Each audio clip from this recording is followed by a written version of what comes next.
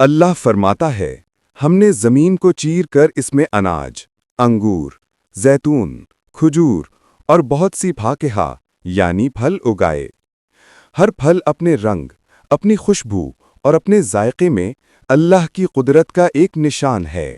سورہ رحمان میں اللہ نے اپنی نعمتوں کا فیصلہ سنا کر فرمایا، زمین میں ہر قسم کے پھل ہیں اور کھجور کے گچھے۔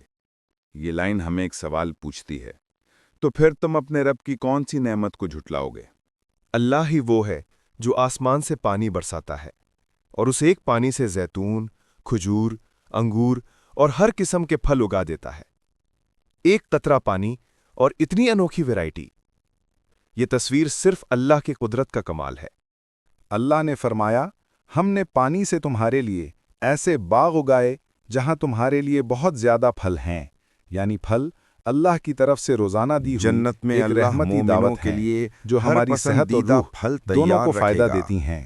نہ کبھی سڑنے والے، نہ کبھی ختم ہونے والے۔ دنیا کے پھل رحمتیں ہیں، پر آخرت کے پھل انعام ہیں۔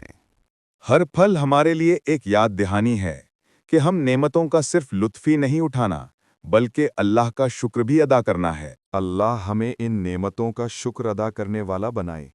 اگر ویڈیو پسند آئے تو لائک کریں، شیئر کریں اور چینل کو سبسکرائب کریں۔ جزاک اللہ خیر۔